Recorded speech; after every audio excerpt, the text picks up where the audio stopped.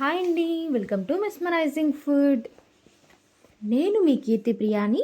గుత్తి వంకాయ gravy curry చేసేద్దామండి. చాలా బాగుంటుంది, పిల్లలు కూడా చాలా ఇష్టంగా తింటారు. అలాగే హెల్త్కి కూడా చాలా మంచిది, చాలా ఈజీగా చేసుకోవచ్చు. అలాగే వీడియోనైతే స్కిప్ చేయకుండా ఎండింగ్ వరకు చూడండి, అప్పుడే మీకు అర్థమవుతుంది. ప్రాసెస్ చూద్దామండి. ముందుగా అయితే నేను 1 kg గుత్తి వంకాయలని తీసుకున్నానండి. వీటిని వీడియోలో చూపిస్తున్నట్టుగా కట్ చేసుకోవాలండి.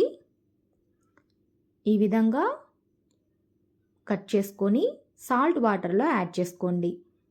ఈ సాల్ట్ వాటర్లో యాడ్ చేయడం వల్ల కలర్ అనేది చేంజ్ అవ్వదండి, చేదు కూడా రాదు. ఇప్పుడు కడాయి పెట్టుకోండి.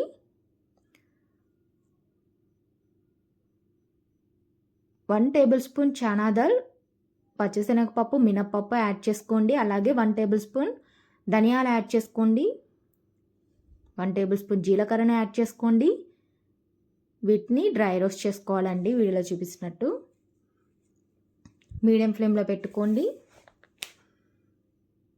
అలాగే 1 టేబుల్ స్పూన్ జీడిపప్పును యాడ్ చేసుకోండి, ఫ్లేవర్ బాగుంటుంది. అలాగే 1 ఇంచ్ అల్లాన్ని, ఒక 10 వెల్లుల్లి రెబ్బలను కూడా యాడ్ చేసుకోండి. ఇవి కొద్దిగా ఫ్రై అయిన తరువాత 2 టేబుల్ స్పూన్స్ వరకు డ్రై కోకోనట్ పౌడర్ అండి, చాలా బాగుంటుంది టేస్ట్. వీటిని కూడా 1 నిమిషం ఇలా రోస్ట్ చేసుకొని ప్లేట్లో పెట్టుకోండి. ఇవి కూల్ అవ్వాలండి మిక్సీ వేసుకోవడానికి. అదే కడాయిలో 1 టేబుల్ స్పూన్ ఆయిల్ వేసుకోండి. ఆయిల్ అనేది హీట్ అవ్వాలండి. హీట్ అయిన తర్వాత 3 ఆనియన్స్ని పొడవుగా కట్ చేసుకోండి. అలాగే పచ్చిమిర్చిని కూడా పొడవుగా కట్ చేసుకొని ఇలా కడాయిలో వేసుకొని ఫ్రై చేసుకోవాలండి. డీప్ ఫ్రై అవసరం లేదు, కానీ కొద్దిగా కలర్ చేంజ్ అయ్యే వరకు ఈ విధంగా ఫ్రై చేసుకోవాలి. ఇలా ఫ్రై అయినప్పుడు టమాటోస్ని కూడా 3 కట్ చేసుకొని ఈ విధంగా యాడ్ చేసుకోండి. ఇవి కూడా కొద్దిగా మెత్తబడాలండి.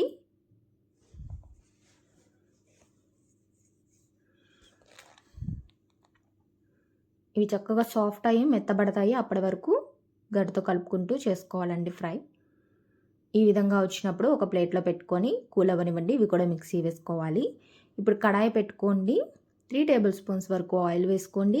ఆయిల్ హీట్ అయిన తర్వాత 1/2 టేబుల్ స్పూన్ వరకు ఆవాలు, అలాగే 1/2 టేబుల్ స్పూన్ వరకు జీలకర్రను కూడా యాడ్ చేసుకొని ఈ గుత్తి వంకాయలను చక్కగా ప్లేస్ చేసుకోవాలండి ఆయిల్లో నిదానంగా. ఒక 2 రెమ్మలు కరివేపాకు వేసుకోండి, ఫ్లేవర్ అండ్ టేస్ట్ చాలా బాగుంటుంది.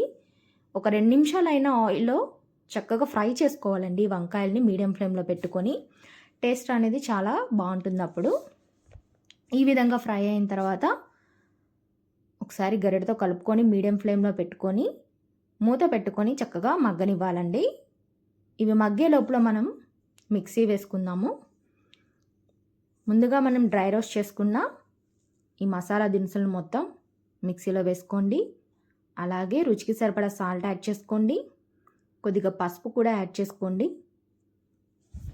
1 టేబుల్ స్పూన్ వరకు కారం యాడ్ చేసుకోండి. మీరు కారం ఎక్కువ కావాలనుకుంటే ఎక్కువ యాడ్ చేసుకోండి. ఇప్పుడు 4-5 మిరియాలు యాడ్ చేసుకోండి.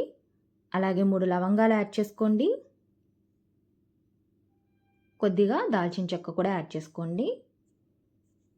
ఇప్పుడు మూత పెట్టుకొని కోర్స్ పౌడర్ లాగా గ్రైండ్ చేసుకోవాలండి. వీడియోలో చూపిస్తున్నట్టుగా ఈ విధంగా వస్తే సరిపోతుంది. ఇప్పుడు దీంట్లోనే టమాటోల్ని, ఉల్లిపాయలను కూడా యాడ్ చేసుకోండి. ఫ్రై చేసుకొని పెట్టుకున్న ఈ టమాటోల్ని, ఉల్లిపాయలని యాడ్ చేసుకొని వాటర్ ఏమీ యాడ్ చేయాల్సిన అవసరం లేదండి. చక్కగా మెత్తని పేస్ట్ లాగా అయితే చేసుకోవాలి. చూడండి, వీడియోలో చూపిస్తున్నట్టు ఈ విధంగా రావాలండి. ఇలా వస్తే సరిపోతుంది.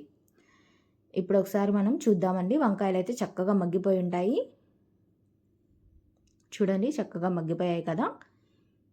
ఒకసారి గరిటెతో కలుపుకోండి. ఈ వంకాయలో మనకి రిచ్ ఫైబర్ ఉంటుందండి.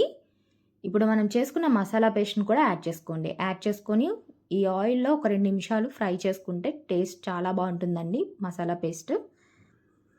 ఇందులో మనకి లో క్యాలరీస్ ఉంటాయండి, వెయిట్ మేనేజ్మెంట్కి చాలా హెల్ప్ అవుతుంది. అలాగే యాంటీ ఆక్సిడెంట్స్ అనేవి ఉంటాయి. మీరు గ్రేవీ ఎంత కావాలనుకుంటున్నారో అంత వాటర్ని యాడ్ చేసుకోవాలండి. యాడ్ చేసుకున్నాక ఒకసారి గరిటెతో కలుపుకోండి. మీడియం ఫ్లేమ్లో పెట్టుకొని చక్కగా ఈ ఇంగ్రీడియంట్స్ మొత్తం కూడా వంకాయకి పట్టేలాగా గరిటెతో కలుపుకుంటూ ఉడికించుకోవాలండి. ఈ విధంగా ఒకేషనల్‌గా స్టిర్ చేసుకుంటూ మెత్తబడేదాకా వంకాయల్ని ఉడికించుకోండి. కొద్దిగా సాల్ట్ అండ్ కారాన్ని కూడా అడ్జస్ట్ చేసుకుంటున్నానండి. మీరు సరిపోతే స్కిప్ చేసుకోండి.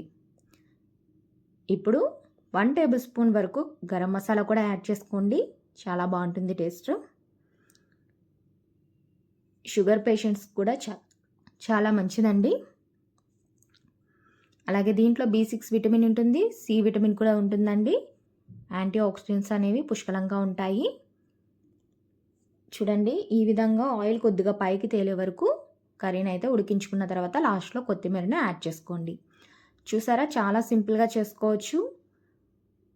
అలాగే చాలా టేస్టీగా కూడా ఉంటుంది. తప్పకుండా ఈ స్టైల్లో ఒకసారి ట్రై చేయండి. మీకు ఎలా వచ్చిందో నాకు కామెంట్లో చెప్పండి. అలాగే నా వీడియోస్ మీకు నచ్చినట్లయితే తప్పకుండా మన ఛానల్ని సబ్స్క్రైబ్ చేయండి, లైక్ చేయండి, షేర్ చేయండి. మీ ఫ్రెండ్స్ అండ్ ఫ్యామిలీకి కూడా షేర్ చేసుకోండి.